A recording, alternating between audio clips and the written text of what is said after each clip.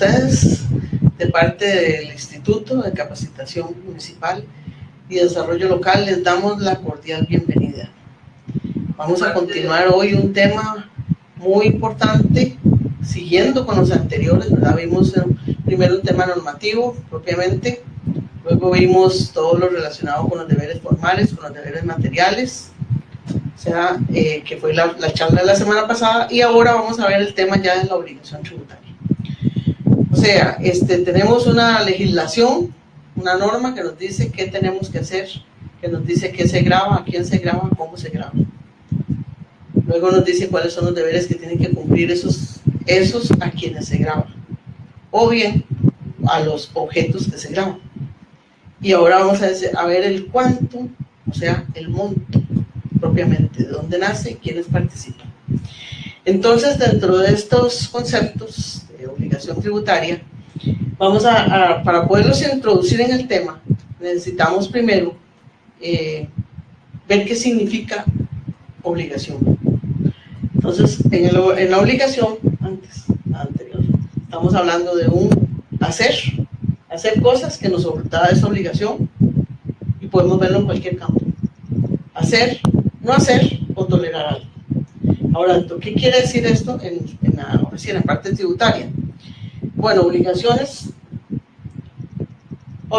activas se denominan así, obligaciones de hacer, por ejemplo, de devolver, de hacer una devolución de un saldo a favor, de liquidar un impuesto, que ese puede estar a cargo de la administración tributaria o puede estar a cargo del contribuyente, de verificar el hecho generador, que eso es una obligación de la administración tributaria municipal, verificar que lo que me están diciendo que hay que pagar, debo pagarlo. Luego están obligaciones pasivas, o sea, que de no hacer, que no tenemos los funcionarios, no divulgar información de los sujetos pasivos. Nosotros tenemos una obligación de no hacer eso. Tenemos una obligación de a quién se le encarga de educar, ¿verdad?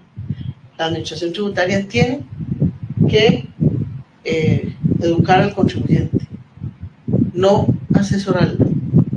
Tema de asesoría es otro tema. Eso no nos corresponde a nosotros como administración tributaria asesorar al contribuyente, sí de informarlo, sí de educarlo, sí de orientarlo, sí de asistirlo, como obligación activa, como obligación pasiva, nosotros no de asesorarlo. De tolerar, ¿qué estamos hablando? Es respecto al cumplimiento de la obligación tributaria, de las exigencias que hace la administración tributaria ante un proceso de fiscalización, que sí podemos tolerar, que no. De exigir los libros y los registros contables y de proporcionar información que la administración tributaria requiera.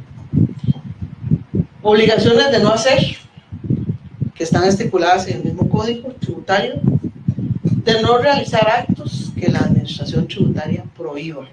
Y eso es muy importante, ¿verdad? Por ejemplo, el aconsejar a un contribuyente que no presente una declaración. Y de ahí nos vamos ahora sí, en nacimiento de la obligación tributaria, hay primero una relación jurídica en donde participan varios componentes. Entonces vamos a verlos. ¿Quiénes son los participantes de la relación jurídica? Según la normativa, vimos un sujeto pasivo, un sujeto activo, que es el Estado, las municipalidades, todos aquellos encargados del cobro, y el vínculo jurídico, que es la ley, que nos va a decir qué es lo que nosotros tenemos y qué se grava y cómo se grava. Y esta relación que está aquí entre los tres es lo que se denomina relación jurídica tributaria. Esa relación jurídica, entonces vamos a verla en detalle. Estamos hablando que es un conjunto, nos va a decir todos los deberes, todos los derechos, todas las obligaciones que se originan en una ley, o sea, la que está estipulada de acuerdo a la Constitución política que tiene todas las administraciones tributarias en el ejercicio de su poder tributario, cuando decimos que se va a crear una ley para tal o cual impuesto. O el vínculo jurídico entre quien la norma dicta, que lo debe cumplir, para exigir su cumplimiento, que es la municipalidad. Volvemos otra vez. ¿Quién dicta la norma que lo tiene que cumplir, el sujeto pasivo. ¿Quién puede exigir su cumplimiento? Sujeto activo. Y el sujeto obligado a cumplirlo. Entonces estamos la ley, las mismas los tres elementos que hablamos ahí ahora en esa lámina anterior. Dentro de la obligación tributaria, el Código Tributario igual, tiene unas partes que se refieren propiamente a esa obligación tributaria. Está el artículo 11, el artículo 14, el artículo 15. Están los contribuyentes, nos dice quiénes son, nos dice a qué estamos obligados al suministro de información. Y esto lo está haciendo esta división porque vamos a ver los tipos de contribuyentes que hay ante la administración tributaria.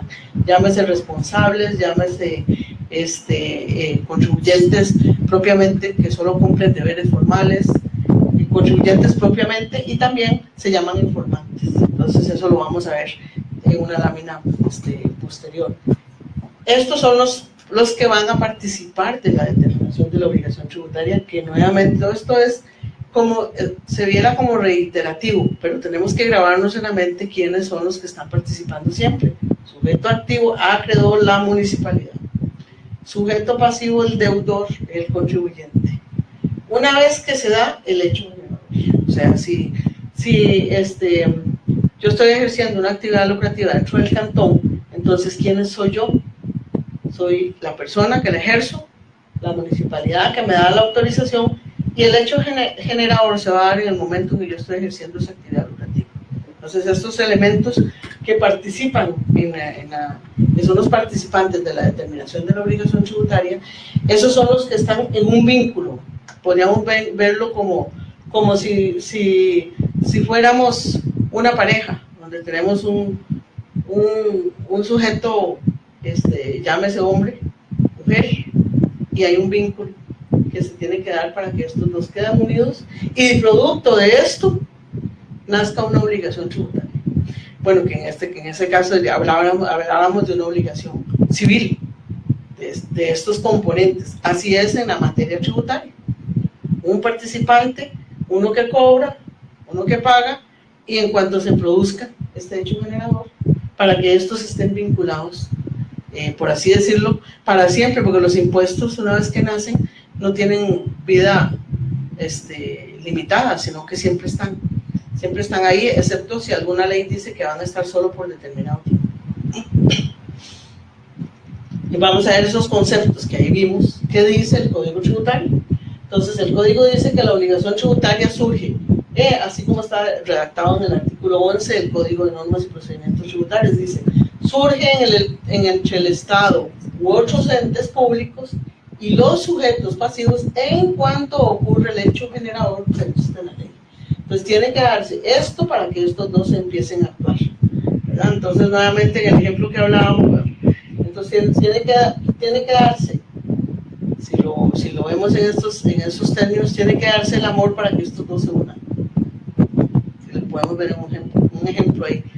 Sujeto activo es el sujeto activo de la relación jurídica de este ente acreedor, o sea, el que cobra. Sujeto pasivo, la persona obligada al cumplimiento de la obligación tributaria o de las prestaciones tributarias. Y aquí es donde ya empieza a hablar de los nombres, cómo se llaman esos sujetos. Llámese contribuyente. Entonces, cuando vamos a una ley especial, vamos a ver cómo se llama en esa ley el contribuyente. Por ejemplo, en la ley de bienes inmuebles, en el artículo 6, se detallan toda la gran cantidad de sujetos pasivos. Se dice que sean los propietarios o no del bien inmueble, que son los concesionarios, que son los permisionarios, que son los esquilmos. O sea, hay una gran cantidad de detalles que nos indican quién es contribuyente. En otras leyes le pueden llamar contribuyente o le pueden llamar responsable. O bien hay terceros, que también son en su calidad de sujeto pasivo, terceros contribuyentes vinculados con ilícitos, ¿no? O que son beneficiarios de incentivos tributarios. Entonces todos estos son sujetos pasivos que las diferentes leyes los denominan de diferente manera. El hecho generador, como por sí solo, de la obligación tributaria, es el presupuesto establecido en la ley para tipificar el tributo y cuya realización origina el nacimiento de la obligación tributaria. Entonces esto nos va a decir cuál es el hecho generador, en materia de patentes la realización de una actividad lucrativa. Si lo vemos en materia de bienes inmuebles, es la tenencia de un bien inmueble. Si lo viéramos con cualquier otro impuesto, con un permiso de construcción, por ejemplo, es el que yo vaya a realizar una construcción o una remodelación. Entonces, el hecho generador es el momento en que ocurre ese tipo de construcción que yo vaya a realizar y que está así tipificado en la ley, que está grabado. Entonces, esos son los conceptos, digamos, básicos teóricos, ¿verdad?, que están en la ley, ¿verdad? Los tenemos que bajar a nuestras propias leyes especiales para poder darles los conceptos o los nombres que la misma ley les da. Entonces, vamos a ver algunos conceptos que están en las diferentes, ahí en la última lámina van a existir varios documentos que ustedes pueden consultar, donde están estos diferentes conceptos de lo que es obligación tributaria. Cada uno va a tener una acepción diferente, pero en el fondo todos son lo mismo, ¿verdad? Entonces, puede sonar repetitivo, pero es que los diferentes actores toman diferentes conceptos. Entonces, esta de Wikipedia dice: la obligación tributaria puede definirse como aquella englobada dentro de una relación jurídica tributaria, que ya vimos que era una relación jurídica tributaria, y los participantes, en que surge como consecuencia de la aplicación de los tributos. ¿Y quién es el que lo aplica? ¿Quiénes son los aplicadores de los tributos? Bueno, las administraciones tributarias municipales. En el momento en que la municipalidad liquide el impuesto sobre bienes inmuebles cada 31 de diciembre, que se da el hecho generador, el devengo del impuesto, entonces en ese momento es que ya surge esta relación tributaria y yo tengo que hacer un pago. Si se incumple la obligación tributaria, o sea, si yo no pago en tiempo, yo contribuyente, ¿verdad?, entonces viene la sanción tributaria. Entonces, este concepto de obligación tributaria y el concepto de incumplidores son totalmente diferentes. Si bien pasan a ser todos obligación tributaria, pero los orígenes son totalmente diferentes. Eso es lo que se quiere decir aquí. Son conceptos distintos de obligación tributaria y de sanción tributaria. Entonces, esto es otro concepto que está ahí. Entonces, en la aplicación de los tributos, nuevamente, ¿quién aplica? La municipalidad. Se entiende que se forman obligaciones, deberes, derechos y potestades, los cuales configuran la relación jurídico-tributaria entre el obligado tributario y la administración tributaria. Esta es una definición que está en el reglamento del procedimiento tributario. El tributo, recordemos que desde el artículo 4 del Código Tributario hablamos de qué son tributos. Entonces estamos diciendo que es una obligación ex ley, quiere decir de ley, o sea, solo por ley se pueden crear. El tributo es una materia privativa de ley, no se pueden crear tributos por reglamento, ni por resoluciones, ni por directrices, sino solo por ley. ¿Qué le confiere a la administración tributaria municipal un derecho de crédito, un derecho de cobrarlo, de que lo tenga a su haber? Y su satisfacción, o sea, su pago, entendiendo esto como pago, como eliminación de la deuda, corresponde al sujeto pasivo, a través de la pago de la deuda prevista en la ley. Cuando hablamos de obligación en ley, es que es de carácter constitutivo, o sea, se constituyó a través de una normativa. Y como tal es el generador único de la obligación tributaria. Si no está en una ley, nosotros no podemos cobrar la obligación tributaria. No tiene nacimiento, tiene que estar en una ley. Si no, no puede haber nacimiento del tributo. Algunas otras definiciones, ya no tanto de obligación tributaria, sino que nos vamos a definir. Hablábamos de 3 componentes, ¿verdad? Hablamos de obligación tributaria, de sujeto activo, de sujeto pasivo y de hecho generador. O sea, en el tanto esto no ocurra, en el tanto yo no tengo bienes inmuebles, no tiene por qué interesarme la ley del impuesto sobre bienes inmuebles. Pero si yo tengo una casa, un lote, una construcción, lo que tenga que ver con un bien inmueble, yo tengo como contribuyente que saber qué quiere decir la ley. ¿Por qué? Porque la ley me está diciendo que es el presupuesto de naturaleza jurídica, O sea, naturaleza, cuando se crea un tributo, va a tener una ley, pero siempre va dirigido a que tengamos una parte económica.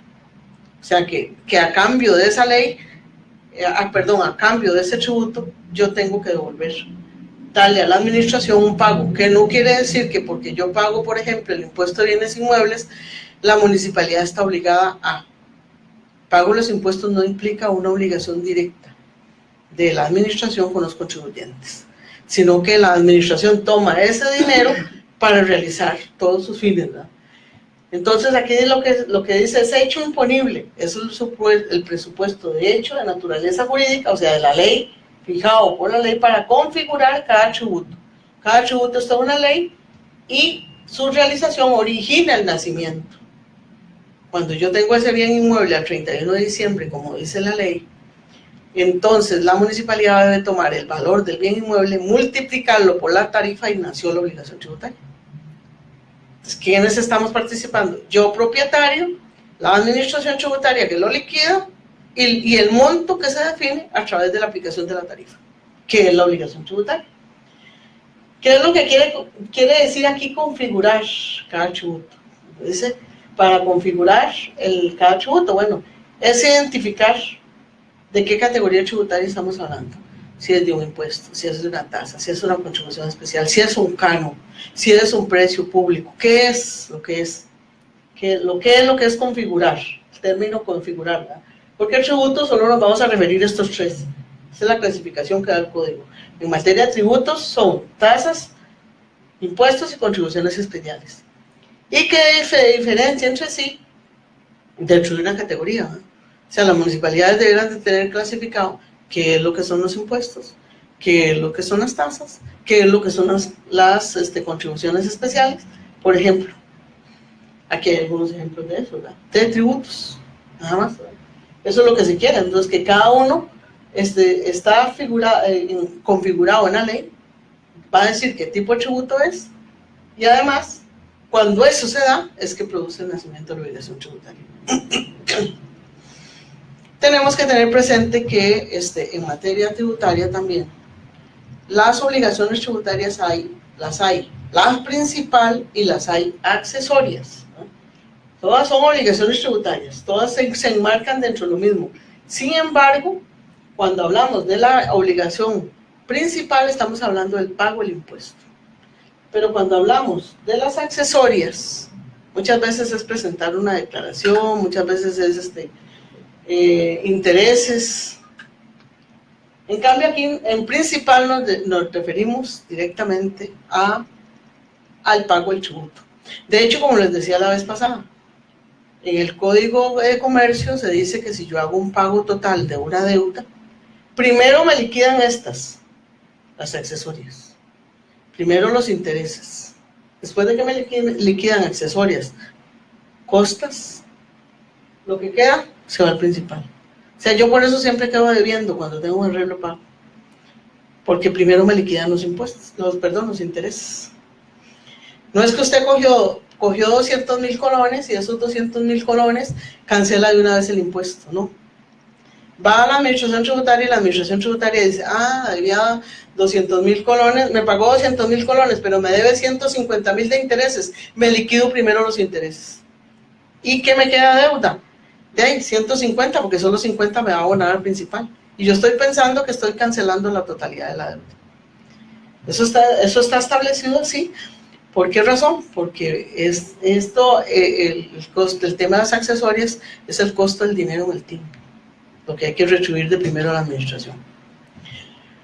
Entonces vamos a hablar de esa obligación tributaria principal, o sea, la del impuesto, ¿eh? Es una prestación de carácter patrimonial, ¿verdad? Me afecta directamente mi patrimonio. Ese es el vínculo entre el sujeto y activo y pasivo, donde el pasivo va a entregar las sumas que están establecidas en la ley al activo, o sea, a la municipalidad y al contribuyente. La obligación sustancial hace referencia a la obligación de tributar, o sea, de pagar el impuesto propiamente, ¿verdad? Y él está obligado a pagar el impuesto y para eso tiene que cumplir una serie de procedimientos, ¿verdad? Que generalmente están establecidos ya en la municipalidad, ¿verdad? Por ejemplo, la municipalidad hace la liquidación del impuesto territorial o del impuesto sobre bienes inmuebles, perdón, en enero. Y se lo dispone al contribuyente. Entonces, un procedimiento es que ya está dispuesta la deuda. Otro procedimiento es que yo tengo que ir a ver a dónde la pago. ¿Cuál es el lugar donde yo tengo que personarme a pagar? Otro es que yo no es que yo puedo llevar café, por ejemplo, producción de café para pagarlo. No, es que lo tengo que hacer en moneda. ¿Y en cuál moneda? En la moneda nacional. Si yo llevo dólares para hacer ese pago, entonces el banco lo que hace es primero convertirlos. Después de que los convierte en la moneda nacional, hace la cancelación. Esto es lo que se refiere a los procedimientos y trámites destinados a lograr que se dé el cumplimiento del pago del deber, ¿verdad? Bueno, entonces, un ejemplo es que la obligación sustancial de pagar bienes inmuebles o patentes o lo que esté establecido en los diferentes impuestos de administración municipal. Eso es la principal, la deuda tributaria principal. Las accesorias, como ya lo hablamos, ¿verdad? Las accesorias son, pero siempre son obligaciones tributarias, ¿verdad? Tengamos presente que no, porque yo no presenté una declaración, no es una obligación tributaria. Es una obligación tributaria. También, porque bueno, si ahora no se puede aplicar todo el régimen sancionador, pero si yo no presenté la declaración, me van a aplicar una sanción, ¿verdad? Siguiendo un procedimiento, por supuesto que tengo que seguir un procedimiento para hacer ese pago, para determinar la cuantía de la obligación tributaria. Pero entonces la accesoria es el cumplimiento de los deberes formales, presentación de declaraciones, por ejemplo, inscripción, comunicar el domicilio fiscal.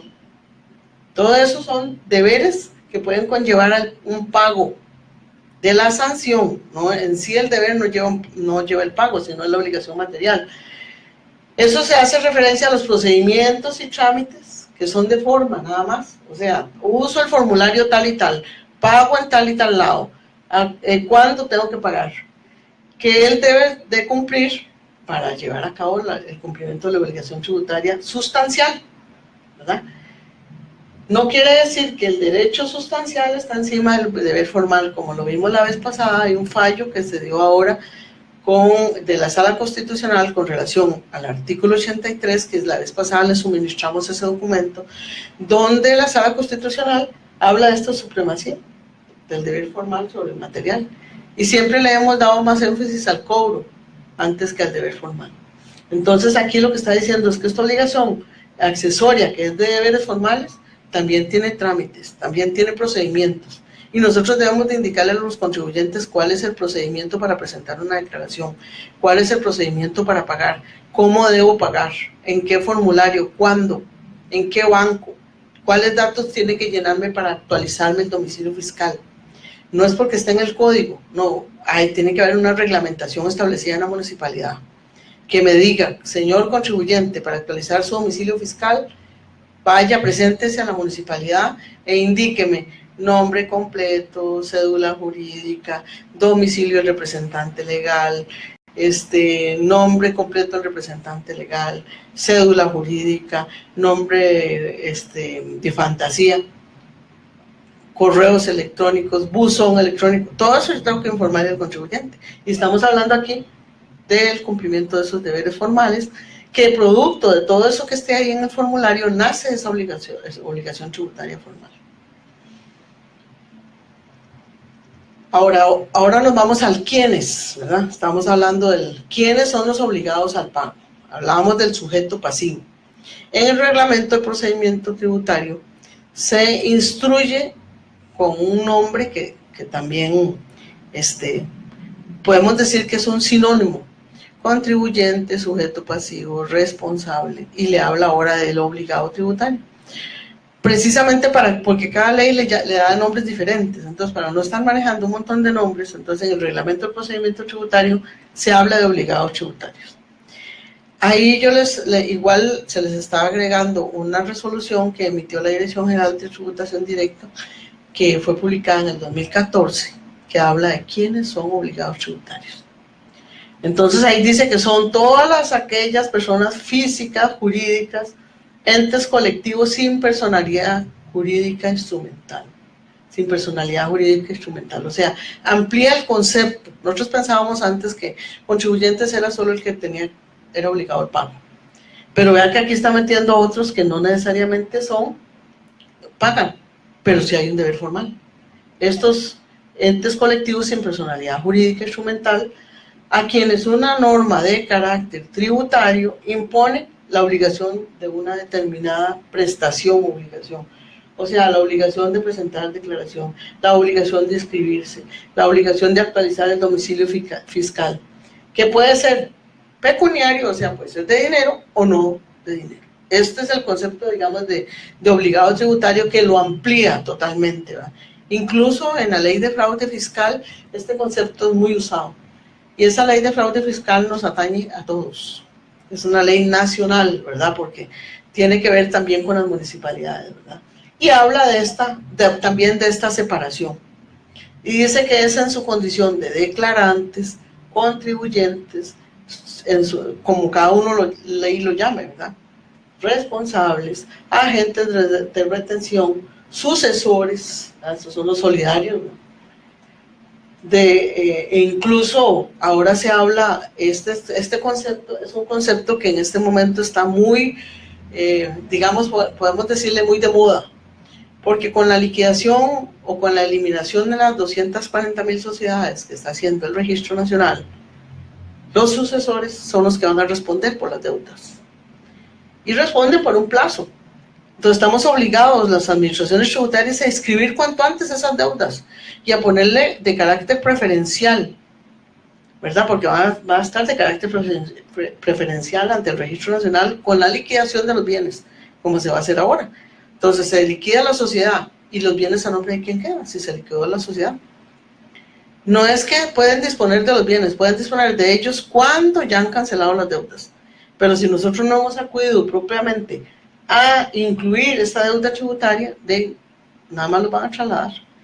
Máxime que la ley de personas jurídicas les da 12 meses para no pagar el impuesto de traspaso de bienes inmuebles. Entonces eso facilita más que se puedan dar traslados. Entonces dice, sucesores de la deuda tributaria u obligados a suministrar información o a prestar colaboración a la administración tributaria. Veamos que estos son conceptos ya más técnicos, más relacionados con el nacimiento de la obligación tributaria, con temas de la técnica tributaria que nos tenemos que ir familiarizando. Todos los funcionarios que trabajamos en una administración tributaria tenemos que movernos, como se dice, en esta jerga, en esta técnica tributaria, para que nosotros vayamos manejándolos y podamos entender los textos y las directrices y resoluciones que van saliendo y que van siendo en este carácter dinámico que tiene la administración tributaria siempre. Vamos a hablar de esos nombres. ¿Qué quieren decir? ¿Qué quieren decir esta clasificación que hace la ley de fraude y que hace también esa resolución de obligados tributarios? Cuando se llaman contribuyentes, se llaman declarantes, informantes y responsables. Vamos a ver a qué se refiere esto. Más que todo, recordemos que estas charlas están dirigidas a que nosotros refresquemos conocimientos de lo último que ha venido saliendo en la normativa tributaria. Entonces, si estos son los términos que se están usando ahora, entonces llamemos las cosas por su nombre. Y entonces vayamos identificándonos con cada uno de estos participantes de esa obligación tributaria que tienen que acudir a mi administración tributaria a pedirme información o a que yo se la dé. Entonces vamos a hablar de los contribuyentes, propiamente, ¿no? Entonces los contribuyentes que hablábamos de que son los obligados al pago. Por eso hablamos en el artículo 17 que son obligados por deuda propia. O sea, ellos la generaron, ¿verdad? A ellos se les verifica el hecho generador. ¿Y recae en quiénes? En todas las personas físicas, prescindiendo de su capacidad. ¿Qué quiere decir eso de su capacidad? Por ejemplo, un menor de edad. Un menor de edad al que yo le inscribí un bien inmueble a nombre de él, es una persona física. Pero él todavía no está en capacidad económica de pagar. Va a decir, es un bebé, pero ya yo le escribí el bien. ¿Quién está detrás de él? Hay un tutor, ¿no? Entonces, pero esta persona física, por eso habla de su capacidad. Prescindiendo de cuál capacidad, porque no va a decir alguien, no es que ese bebé, como no tiene capacidad económica, no me lo puede pagar. No. Es decir, si estamos poniendo bajo su tutela un bien inmueble, porque ya hay bienes inmuebles escritos a nombre de menores aquí en nuestro país. Antes no existía, no se daba mucho eso. Y a ellos lo representa el PANI, ¿verdad? Entonces hay que tener uno mucho cuidado también cuando pone a nombre de menores bienes inmuebles. Su representante es el PANI, para todos los efectos. Entonces aquí hay que tener bien claro esto, el tema de que hablamos de su capacidad. Pudiera ser que se nombre también a alguien que no tenga, que tenga alguna limitación. Bueno, pero ahí está el nombre de él, el bien inmueble. Entonces igual. De las personas jurídicas, y ya lo abre a los fideicomisos, que antes decían los fideicomisos como que no existen. No, estos sí existen, los fideicomisos, por supuesto, y una gran cantidad de fideicomisos. Lo que no hay aquí es un registro de fideicomisos, porque el registro nacional no lo lleva. Tienen el registro de los bienes fideicometidos. Hasta ahora que ya se de todo el tema de las acciones, del registro de accionistas, esto se va a entrar en vigencia. Entonces están los fideicomisos. En los demás entes colectivos, a los cuales otras ramas jurídicas le atribuyen la calidad de sujeto de derecho, o sea, de derecho a tener algo. En las entidades o colectividades que constituyan una unidad económica, que dispongan de un patrimonio y que tengan autonomía funcional. Por ejemplo, una federación, una confederación que reúne varios. Entonces, es una única unidad económica, tiene un patrimonio y tiene autonomía funcional. Entonces, por ejemplo, los colegios profesionales también están dentro de esto. Ellos, por disposición de ley, son los responsables de autoliquidar la obligación tributaria. En la mayoría de las leyes está así establecido. Digamos, en la ley de bienes inmuebles dice que yo, contribuyente propietario, soy el obligado a declarar. No es que la municipalidad yo me tengo que esperar a que la municipalidad me liquide. Y soy el obligado a declarar al menos una vez cada 5 años. O sea, en mí recae la obligación de autoliquidar la obligación tributaria. Lleva implícito el deber de declarar, excepto que la ley diga, no, la administración tributaria lo va a liquidar.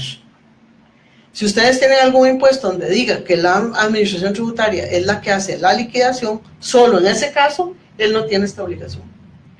Por ejemplo, en la ley de personas jurídicas, que nació ahora en marzo de este año, dice que la Dirección General de Tributación es la responsable de liquidar el impuesto y disponerlo para el cobro. Ahí es por ejemplo, en el impuesto a la propiedad de vehículos dice que la administración es la obligada a liquidarlo. Por eso la administración define el valor del vehículo y liquida el impuesto. Pero solo que la ley lo diga, se hace eso. En materia de declarantes, o sea, declaran pero no pagan. Generalmente tienen una obligación. Entonces aquí se dice, es de los cuales no se verifica un hecho generador de la obligación. Pero, y por eso tienen una condición de no sujeto. Por ejemplo, los exportadores. Ellos no venden aquí, las ventas se realizan en el exterior, pero el hecho generador aquí ellos tienen que presentar una declaración, no están sujetos a pagar el impuesto, están exentos, pero sí tienen que presentar la declaración de ventas, de renta, de la que tengan obligados. Más ellos son obligados al impuesto de ventas para manejar los créditos, porque toda la materia prima está grabada, y lo que venden hacia afuera está exento, entonces se les acumula mucho crédito. Entonces tiene que presentar una declaración. Entonces están obligados a presentar la declaración de impuestos que establezca la ley, porque constituye un insumo de control tributario. Aquí hay que asemejar aquí cuáles declarantes tendríamos en la municipalidad, si es que hay algún declarante de alguno de los impuestos. Importante que no todo declarante es contribuyente, ni todo contribuyente es declarante. Aquí eso es así como está establecido. Luego tenemos los informantes, ¿verdad? Que si bien es cierto, esto es un esquema, digamos, de todo el tema de suministro de información, se ha manejado más a nivel de la Dirección General de Tributación. Lo cierto es que el Código Tributario es para todos, ¿verdad? Y aquí dice que son todas aquellas personas físicas, jurídicas, públicas, privadas, que el ordenamiento jurídico los ordena que hagan algo. que nos entreguen una información. Y se habla de la información previsiblemente pertinente para efectos tributarios, ¿verdad?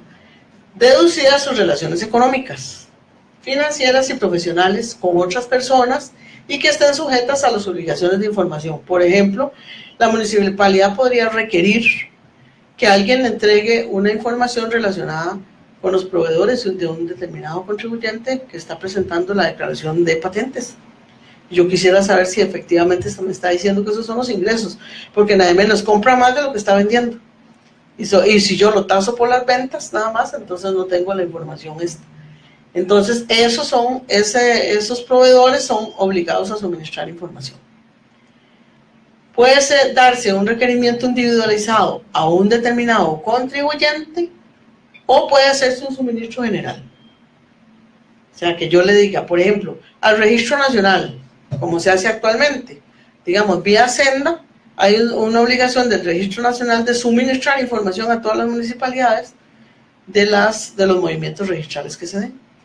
Y ese es un suministro general, no es particular, pero pudieran darse de los otros individualizado cuando yo solo le pido a un determinado contribuyente. Está también los de agentes de retención o percepción, que si bien es cierto que no está muy, este es un proceso que no está familiarizado en las municipalidades, porque eso más que todo opera en la ley del impuesto sobre la renta, donde tenemos los agentes de retención que a los asalariados nos retienen el impuesto sobre la renta. Eso es el agente de retención, el patrono. Sin embargo, en el Código Tributario se establecieron ya los pagos a cuenta, y entonces se van a establecer mediante agentes de retención. Entonces ¿quiénes son obligados? Esos son deuda ajena. O sea, yo soy el obligado a pagar el impuesto de la renta, pero el patrono me retiene a mí y lo entrega a él. Yo ya era la que tenía la deuda, ¿verdad?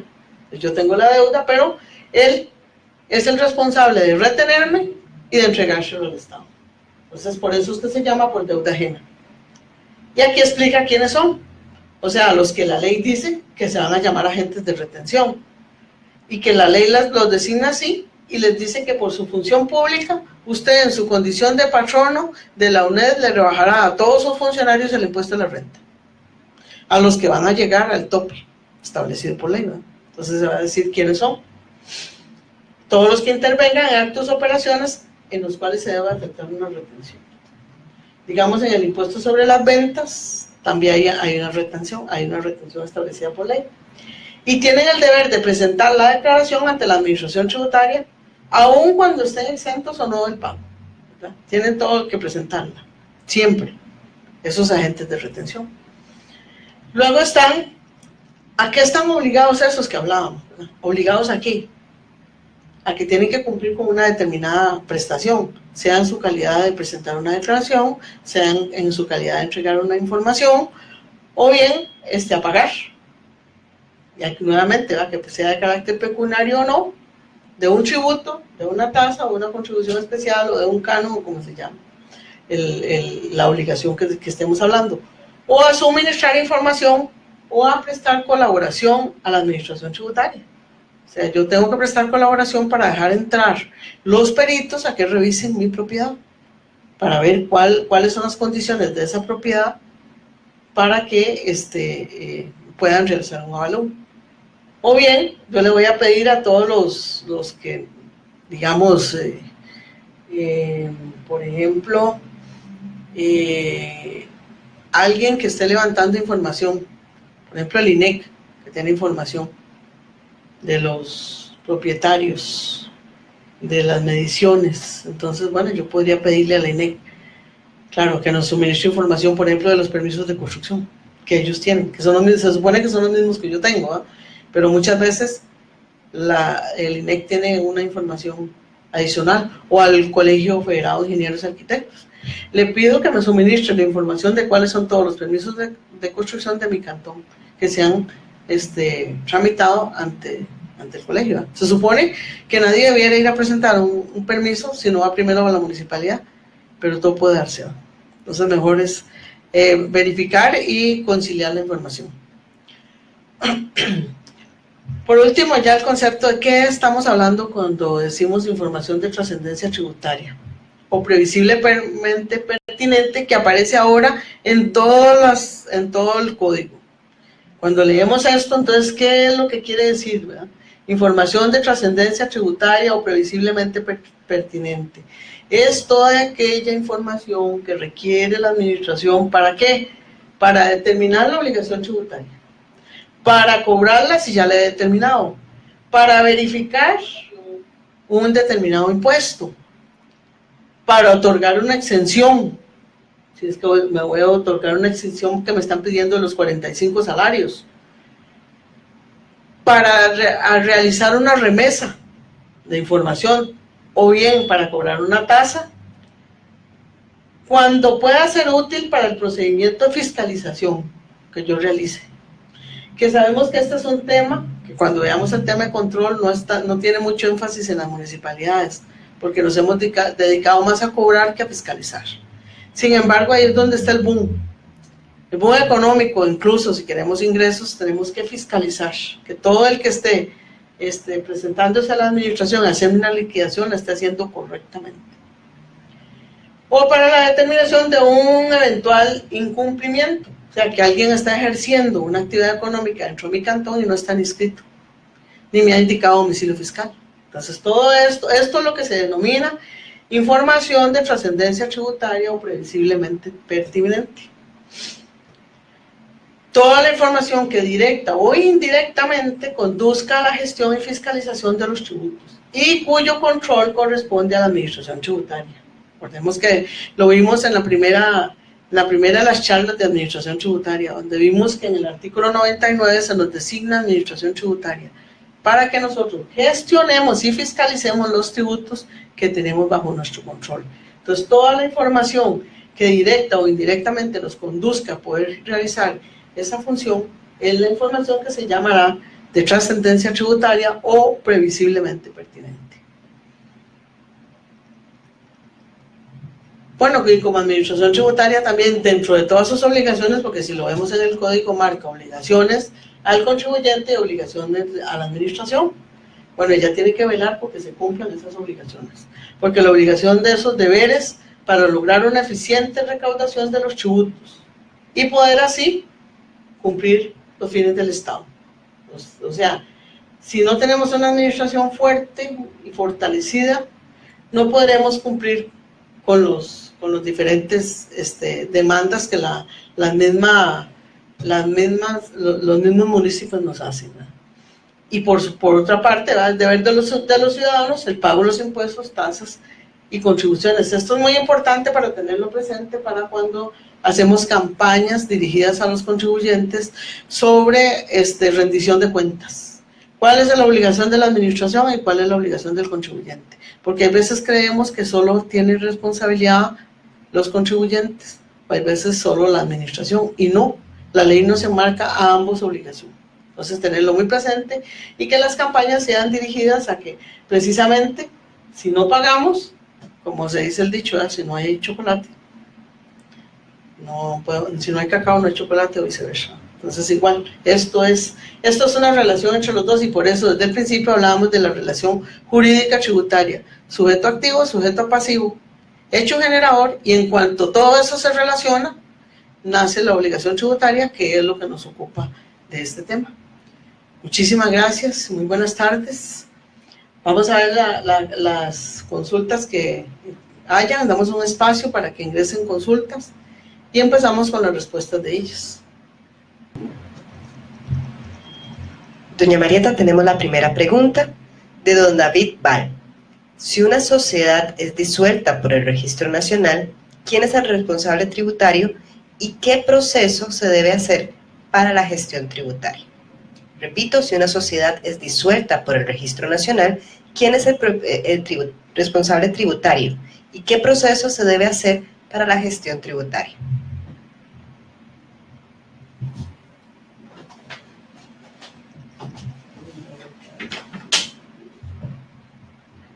Buenas tardes, David. Mira, el Registro Nacional sacó precisamente una publicación en donde explica cuál es todo el procedimiento, porque tenemos presentes aquí hay dos procesos. Uno es la ley 9024 que está a cargo del Registro Nacional. Ellos hacen el cobro de todas las deudas y además están disolviendo todas las sociedades que tienen deuda, pero es el Registro Nacional. El procedimiento es ante el Registro Nacional. Todo es Registro Nacional. Y la nueva ley, ¿verdad?, que es la 9024, la nueva. Perdón, ahorita le digo el número de la otra. La otra ley, la que es la que salió ahora publicada, esa hay una resolución que sacó la Dirección General de Tributación, que es el oficio DGT 934-2017, donde se atienden una serie de consultas relacionadas con el tema de disolución de sociedades. Lo que digamos en términos generales, pero ya estamos hablando no de lo que el Registro Nacional va a hacer, ¿verdad? Tenemos claro con eso. Esa resolución que yo le hablo del Registro Nacional, habla de hay una circular que es la número DPJ 8-2007, que la sacó el Registro Nacional, donde explica cómo se va a aplicar la nueva ley del impuesto a las personas jurídicas, que es la 9428, que le dije que ahorita se la daba.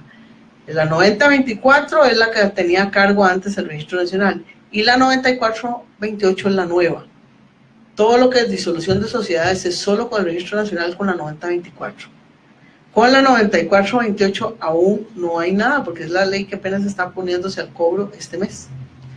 Entonces, todo el tema de disolución de sociedades, yo le sugeriría que verifiquen bien a nivel del Registro Nacional qué son los nuevos requisitos que ellos están diciendo, porque sí lo dicen en esta resolución, pero que nos distraería totalmente del tema de obligación tributaria, que es el tema que estamos viendo hoy. Si gusta, yo se los puedo luego trasladar estas resoluciones que están saliendo, pero lo que pasa es que no queremos confundirlos, el tema de obligación tributaria con el tema del impuesto a las sociedades, que es totalmente dos temas diferentes. Muchas gracias.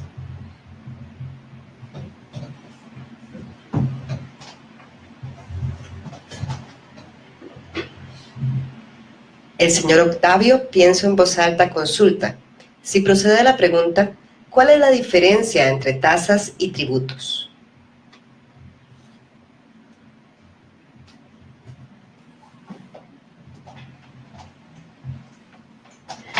Vamos a ir a las definiciones establecidas en el artículo 4 del Código de Normas y Procedimientos Tributarios.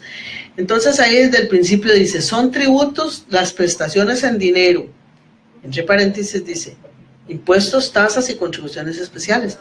O sea, clasifica todos los tributos en esos tres tipos, en impuestos, tasas y contribuciones especiales. Entonces, el término tributo es como un término general, en donde está diciendo, son los tributos, las prestaciones en dinero que el Estado, en este caso las municipalidades, en ejercicio de su poder de imperio, exige con el fin de obtener recursos para el cumplimiento de sus fines. Luego habla de la clasificación de los tributos. Dentro de la clasificación de los tributos está impuestos, tasas y contribuciones especiales. Y si nos vamos a impuestos, dice, impuestos es el tributo cuya obligación tiene como hecho generador una situación independiente de toda actividad estatal relativa al contribuyente. O sea, tiene que darse un hecho generador para que se pueda hacer a la vida jurídica el impuesto como tal, ¿verdad? Entonces es muy importante ahí, digamos, tener claro que el tributo es como la generalidad y impuestos, tasas y contribuciones especiales es la clasificación de los tributos. Así está definido en el artículo 4 del Código de Normas y Procedimientos Tributarios.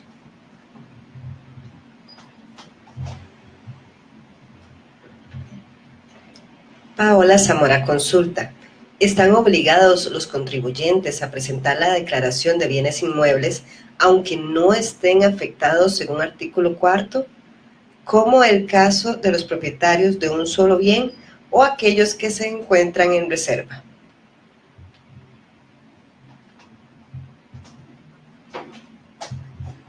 Sí, todo, digamos, recordemos la vez pasada que vimos el tema de las obligaciones formales y las de los, perdón, deberes formales y deberes materiales. Ahí tenemos que hacer una separación, porque la misma ley de bienes inmuebles dice que estamos obligados a declarar al menos una vez cada 5 años todos los propietarios. A declarar, ¿verdad? Entonces, a pagar es otro tema. Estamos hablando, si hablamos de deber, de declarar, es un deber formal. Y ese deber formal no dice, excepto tales y tales que no deben declarar. Eso no lo dice en ningún lado la ley. La ley no hace ninguna excepción con relación a quienes deben de declarar. Eso quiere decir que todos estamos obligados a declarar. Ahora, que lo que se ha venido acostumbrando es no exigir ese deber formal, eso es cierto. Entonces, por eso es muy importante que tenemos que empezar a hacer la separación de lo que es un deber formal de un deber material, para que incluso cuando demos una constancia de estar al día, no solo veamos las obligaciones tributarias como solo la obligación de pago, sino de acuerdo a lo que lo dice el mismo 18 de aquí del Código Tributario, que ese es el que nos tiene que regir a nosotros para efectos de esas obligaciones. El 18 dice... Artículo 18 dice obligaciones. Los contribuyentes están obligados al pago de los tributos y al cumplimiento de los deberes formales establecidos en el presente código o por normas especiales. Entonces ahora vayamos al Código de Normas y Procedimientos, a la Ley de Bienes Inmuebles. Entonces en la Ley de Bienes Inmuebles dice obligación de declarar y por otro lado habla obligación de pagar. Son dos obligaciones diferentes. Por eso hemos venido haciendo esa separación en estas charlas que hemos venido dando de qué es deber formal, qué es deber material y de que el contribuyente está obligado a los dos deberes, no por el hecho de que la municipalidad liquide el impuesto, no por eso no tiene que declarar. Debe declarar al menos una vez cada 5 años, esa es la obligación y deben declarar todos, no hay ninguna excepción que diga quiénes no deben declarar. Hay excepción para decir no están sujetos al pago. El que tenga un bien inmueble único o que sea persona física, es decir, o no, y soy persona física y tengo un bien inmueble, entonces no me sujetan el pago del impuesto, que hablamos de obligación material, hasta por 45 salarios base, pero presentar la declaración todos. De hecho, cuando lleguen a pedirles una no sujeción, lo primero que ustedes deben de pedirle es que presente la declaración. Si no ha presentado la declaración, no le tienen, es decir, hay un incumplimiento. ¿Y cómo le van a dar un beneficio si hay un incumplimiento? Tenemos que amarrar una cosa a la otra para poder ir eliminando esos, digamos que esas malas asesorías o conceptos que teníamos de que el deber formal no era importante. Es el más importante porque es el que nos da toda la información, valga la redundancia, formal de quién es el contribuyente, cuál es su domicilio fiscal, cuáles son las características del bien inmueble y cuál es el valor.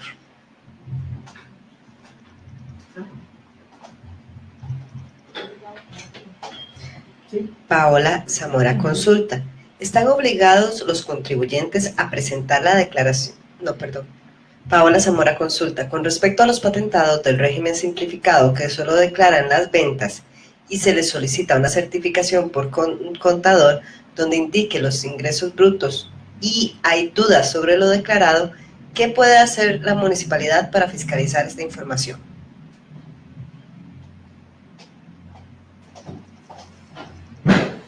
Bueno, aquí la parte más importante es ver qué dice la ley de patentes, ¿verdad?, de la municipalidad. Porque si la ley de patentes dice que solamente, eso estamos hablando de los ruteros, ¿verdad?, en este caso. Supongo que por ahí es donde estamos hablando, porque estamos diciendo que es un patentado que entonces se está declarando en varios lugares, o sea, en varios cantones a la vez. Hay que ver qué es lo que nos dice la ley ahí al respecto, ¿verdad? Y si la ley dice que ese tiene que declarar en el lugar donde está realizando una actividad, entonces a él lo tenemos que obligar a que declare en la municipalidad. Si no lo dice, entonces debiéramos de revisar la ley para poner esa obligación, imponer la obligación de que tiene que venirlo. Muchas veces, pues las leyes se nos van quedando un poco botadas, por así decirlo, o desactualizadas con respecto a la operativa de los contribuyentes. Entonces es muy importante que le demos, que empecemos a revisar la ley, a ver cuáles son las obligaciones formales y materiales que establece, para poder de esa manera obligarlas, porque el contribuyente nos podría decir, ¿y de dónde usted está marcando esa obligación si no está en la ley? Entonces es muy importante saber si en la ley está así estipulado o no.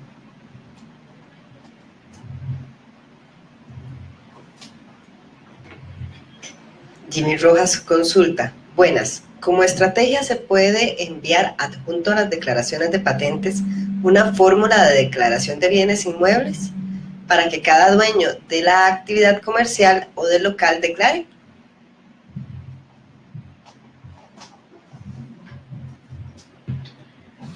Como estrategia, la administración puede todo, ¿verdad? Tenemos que, es muy importante que nosotros vayamos calando en la mente de los contribuyentes el tema es precisamente que hoy hablamos, de obligación tributaria. Si él está obligado, un local comercial está obligado a patentes, bueno, que en ese lugar donde se está ejerciendo una actividad lucrativa, pues la municipalidad requiere saber si ese local también está a su vez con un valor actualizado de bienes inmuebles. Y es totalmente válido, ¿verdad? Lo que nada más hay que tener mucho cuidado, ¿verdad? Es cuando les vamos a que esa obligación, nosotros le podamos decir, bueno, no le damos la patente si no está al día en bienes inmuebles, por ejemplo. Ese tema no lo podemos hacer, ¿verdad? Porque no están amarradas las leyes así, son una independiente de la otra, ¿verdad? Porque ese artículo 18 nos dice que están obligados al pago, al cumplimiento de los deberes formales y materiales, ¿verdad? Al pago de los tributos y al cumplimiento de los deberes formales. Entonces, si vamos a ir a autorizar una patente, entonces yo podría decirle, bueno, requiero, antes de que le doy la patente, ¿verdad? Por supuesto, requiero que me informe si esta propiedad está al día o no en bienes inmuebles.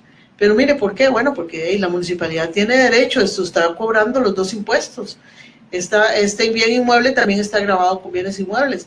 Y nosotros, de acuerdo al artículo 18, verificamos que esté cumpliéndose tanto deberes formales como materiales.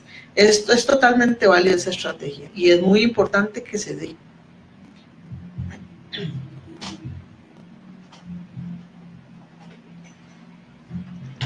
Paola Zamora consulta. En el caso de los copropietarios, con solo uno que declare como la finca es una unidad, ¿queda automáticamente el valor para el otro copropietario? En el caso de los copropietarios, con solo uno que declare la finca, como esta es una unidad, ¿queda automáticamente el valor para el otro copropietario?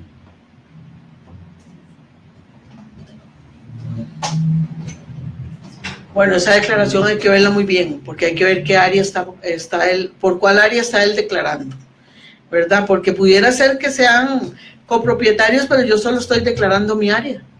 Entonces hay que informarle al otro copropietario o al otro propietario, ¿verdad? Al otro 50%, por ejemplo, si fueran en partes iguales, que hay una declaración y que esa declaración es por la totalidad de la finca.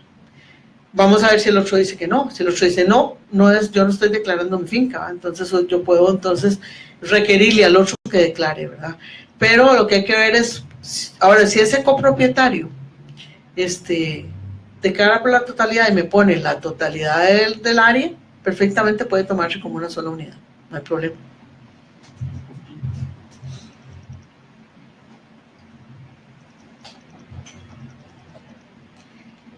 Alex Esteban Muñoz Bogantes consulta.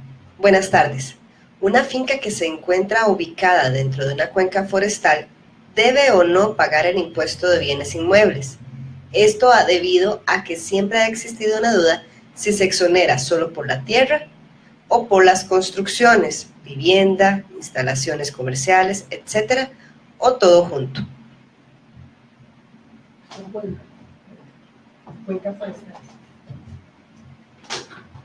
Bueno, la ley de bienes inmuebles, cuando habla de los no sujetos, habla de que están no sujetas las cuencas, cuando así declaradas. Lo que hay que leer muy bien es esa declaratoria. de qué es lo que se está declarando. O sea, no pueden declararse no sujeta a las construcciones, ¿verdad? Porque se supone que es el suelo, es lo que está sembrado. Lo que se está no sujeto es el sembradío, por así decirlo, ¿verdad? Entonces, revisemos muy bien cuál es el documento probatorio que nos traen, porque ellos tienen que llegar a la municipalidad con un documento probatorio y pedir la no sujeción, y hay que pedir qué piden.